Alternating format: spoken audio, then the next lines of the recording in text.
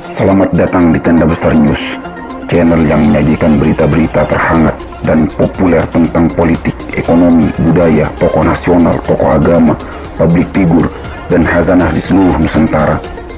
Mari anak bangsa berkolaborasi membangun negeri.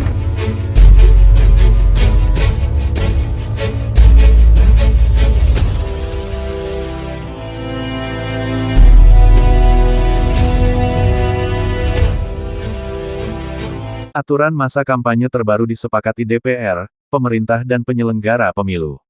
Ini hasilnya. Tenda Besar, Jakarta. Masa atau durasi kampanye pemilu 2024 yang semula 90 hari akhirnya dipersingkat menjadi 75 hari. Hal itu disepakati oleh DPR, pemerintah dan penyelenggara pemilu, dalam hal ini KPU dan Bawaslu. Durasi awal kampanye pemilu 2024 diusulkan oleh KPU selama 90 hari.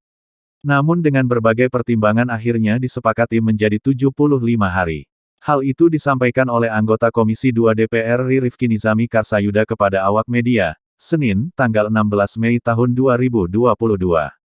Soal durasi masa kampanye, usulan KPU 90 hari, diminta oleh seluruh fraksi di Komisi 2 DPR RI untuk disederhanakan menjadi 75 hari, papar Rifki. Dalam perubahan durasi kampanye itu diberikan dua catatan penting. Yakni, pertama, perubahan mekanisme aturan pengadaan barang dan jasa atau logistik pemilu yang lebih simpel, efisien, transparan dan akuntabel.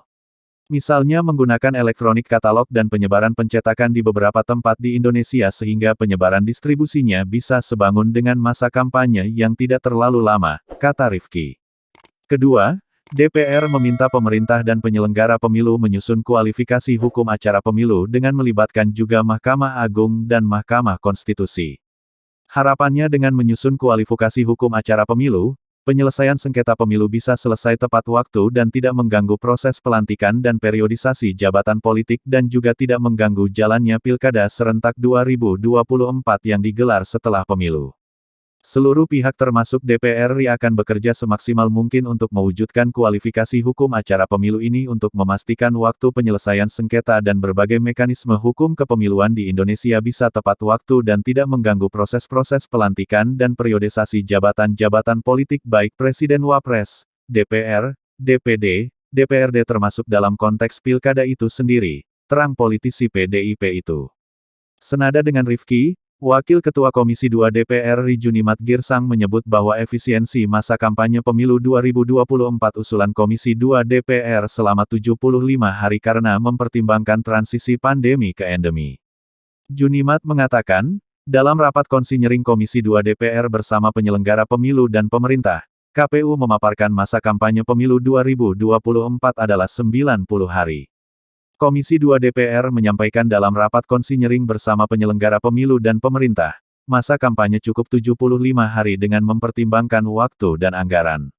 Masa kampanye tersebut karena kita masih dalam transisi pandemi ke endemi sehingga untuk kampanye fisik 60 hari dan virtual 15 hari, kata Junimat. Junimat menjelaskan bahwa KPU mengusulkan waktu kampanye 90 hari, berdasarkan alokasi waktu untuk pemenuhan logistik pemilu seperti pembuatan dan validasi desain surat suara siap cetak oleh penyedia selama 5 hari dan hal-hal lain yang mesti KPU persiapkan.